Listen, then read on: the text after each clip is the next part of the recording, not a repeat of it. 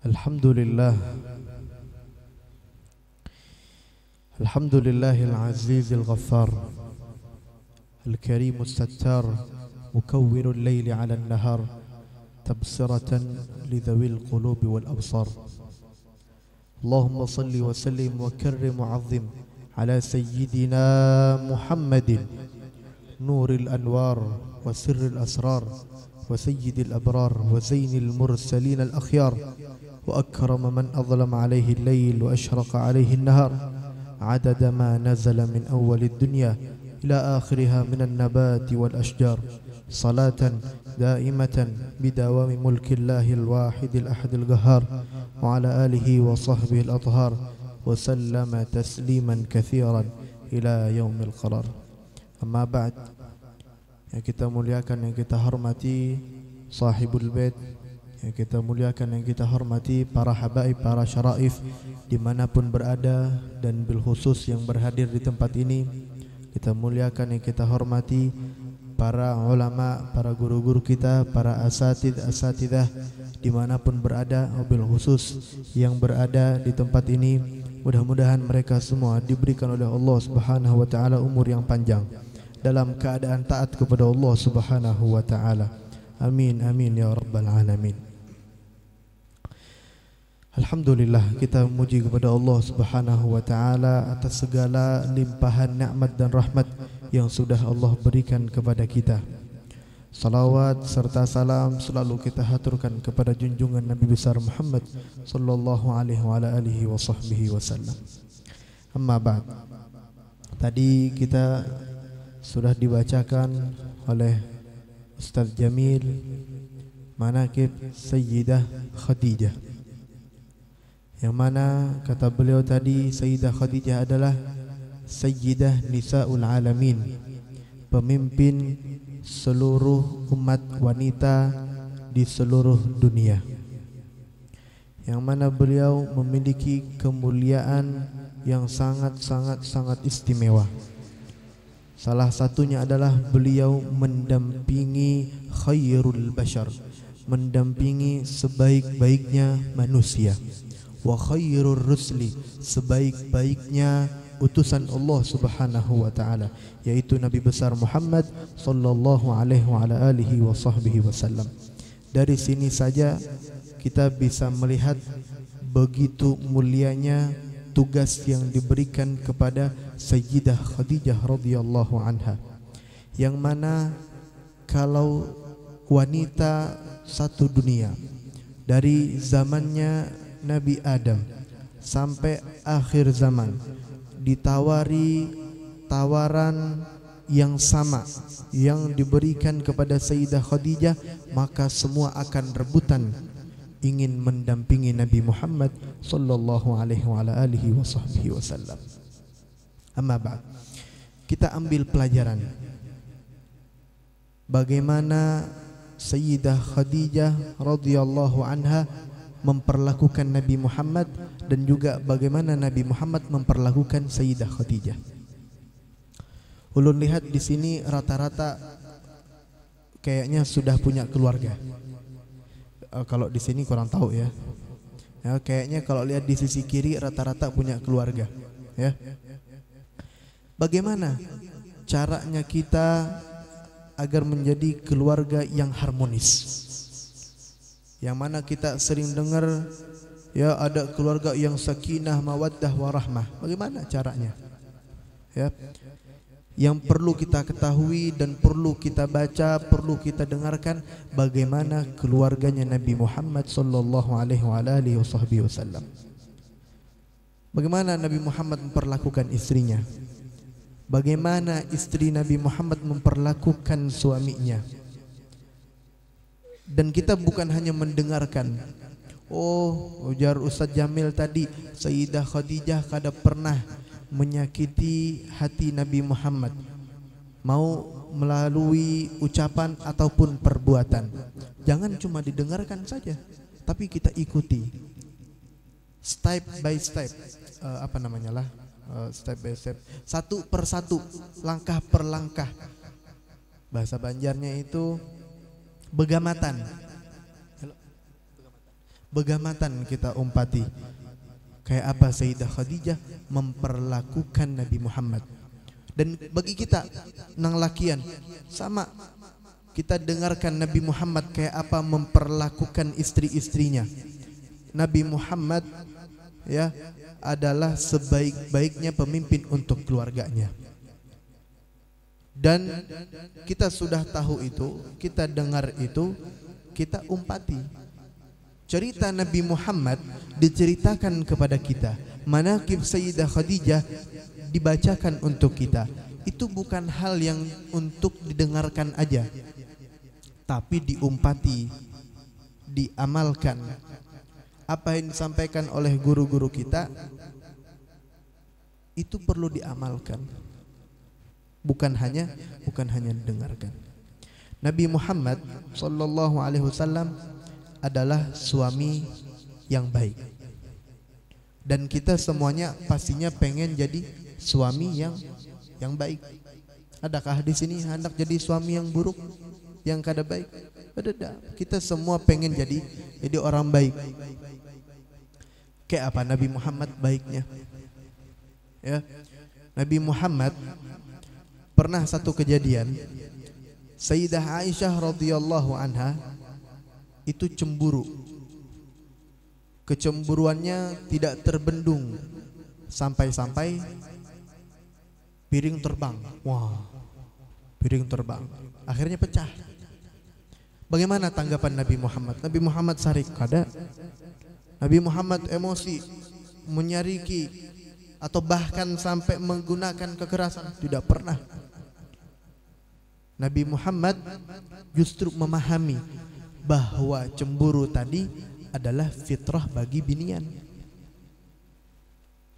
Nabi Muhammad ya, dalam satu kejadian ada sahabat yang datang kepada Nabi Muhammad, "Qala ausini ya Rasulullah, bari aku wasiat wahai Rasulullah." Nabi Muhammad melihat orang tersebut seperti dokter yang mendiagnosa pasiennya. Nabi Muhammad tahu di mana penyakitnya. Apa kata Nabi Muhammad? La taghdab, jangan pemarah. Sudah. Kada puas orang tadi, "Qala ausini ya Rasulullah." Oh, bari lagi wasiat wahai Rasulullah. Padahi lagi ulun. Qala la taghdab. Apa jangan Nabi Muhammad? Jangan pemarah, jangan penyarikan. Oh, kada puas itu aja kah? Qala ausini ya Rasulullah. Lalu apa kata Nabi Muhammad? Ama tafqah la taghdab. Kada fahamkah? Jangan pemarah. Sudah. Hada yakfi laka wasiyah. Ini cukup wasiat untukmu. Sudah. Apa tadi? Jangan pemarah. Para hadirin yang dimuliakan oleh Allah Subhanahu wa taala, kita sering melalui fase-fase yang namanya emosi sesaat. Ya, mau itu di luar ataupun dalam rumah tangga. Akan tetapi parahnya, kesabaran kita di luar lawan kesabaran kita di rumah beda. Di luar sabar lawan orang. Kalau di rumah kada sabar. Di luar menghadang kopi keluar tadi sabar, tapi kalau di rumah mana kopinya? Kada sabar. Beda kesabarannya. Ada hal yang keliru. Dengan keluarga kada sabar, dengan orang sabar. Ini hal yang keliru. Harusnya kayak apa kita sabarnya di luar, samakan sabarnya di rumah. Kayak apa kita dengan orang lain ketika kita disambati, ayuha kada papa, biar aja gin sambati sarahaja.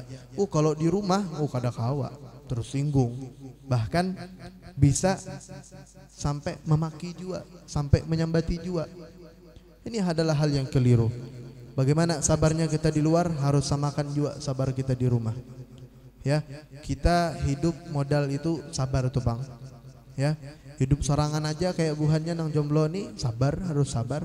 Apalagi hidup berdua, bisi bini, apalagi tambah lagi bertiga, ada anak, anaknya ada 2, 4, tambah lagi sabarnya. Laki-laki ataupun perempuan, jangan sampai ada emosi sesaat. Kenapa ketawaan? Jomblo kata tadi. Karena bapak. Jangan sampai emosi sesaat menghancurkan hidup kita selama-lamanya. Banyak kisahnya sudah di mana-mana, khususnya yang berumah tangga. Ada waktu itu Buhan Kemenak berkisah. Jadi ada dua laki bini. Nah, nang laki ini datang begawi, keuyuhan, kepanasan, menghidupi AC, pokoknya paling daras. Nang bini kedinginan, mati ipangja atau gimitika. Kada kepanasan aku. Guring di luar zaman kayak itu. Hah? Guring di luar? Iya. Kenapian kayak itu? Loh, kenapa gerang aku uyuh? Wah, akhirnya cekcok, cerai. Kenapa tadi? Emosi sesaat. Padahal amunnya orang waras lah mendengar kenapa cerai gara-gara AC. Ngerinya AC maulah orang cerai. Atau mungkin ibu-ibu, bapak-bapak, nah hanya nukar iPhone 16 harganya 20 juta. Habis itu, nah tegatuk anak gugur HP ke bantal. HP-nya kada apa-apa, anaknya ditampar. Kenapa? Emosi sesaat. Emosi sesaat tuh kayak apa? Emosi sesaat itu amun kita tahan, lihatakan sejamnya hilang. Lain dendam lah. Dendam tuh bisa selawasan. Emosi sesaat itu kalau kita lihatakan 10 menit kin hilang sudah emosinya, kada lagi sarik. Tapi karena kita kada tahan, kita keluarkan. Akhirnya tertampar anak tadi. No, bepadah lawan abahnya. Sidin ke anuman ini. Ditampar mama tadi. Abahnya sama emosi, datangi mamanya tampar juga. Kenapa menampar anakku? Cuma gara-gara HP itu tadi. Laporkan oleh nang bini KDRT aja. Lalu abahnya masuk penjara. Ujung-ujungnya cerai juga. Dua keluarga timbul bamusuhan. Gara-gara apa? Emosi sesaat. Makanya Nabi Muhammad tadi menekankan, ya, la taghdab, 3 kali diminta wasiat, jawabannya la taghdab, la taghdab, la taghdab. Dalam hadis disebutkan di Sahih Bukhari dan Sahih Muslim, laisa syadidu bis-sur'ah. Lain orang kuat itu lain nang hebat berkelahi, hebat menyambati. Berkelahi harat banar di kampung. Pokoknya sekampungan kada yang waninya lawan siapa nih? Nang baju hirang tuh. Ada yang waninya paling harat bang sudah. Tapi itu lain yang kuat, ujar Nabi Muhammad sallallahu alaihi wasallam. Innamas syadid, orang yang kuat adalah alladzi yamliku nafsahu 'indal ghadab, orang yang bisa menahan amarahnya. Ya, kita nih manusia. Ya kalau lah kita manusia boleh marah. Itu fitrah manusia, marah, emosi itu manusia. Lah, ini nasihat di sini lain disuruh jangan sarik, kada kawa kita pasti sarik, kita manusia. Tapi perintah Nabi Muhammad ditahan emosinya, sariknya jangan dikeluarkan, kada baik. Emosi kita amun dikeluarkan lewat muntungnya jadi kada baik menyambati. Mun dikeluarkan lewat tangan kada baik memukul. Jadi kayak apa? Ditahan. Itu orang nang kuat. Ditahan. Di luar ataupun di dalam rumah. Sama akan, jangan dibedakan. Kalau di luar, Masya Allah, sabar. Sini tuh penyabar aja. Pas di rumah, hamok juai.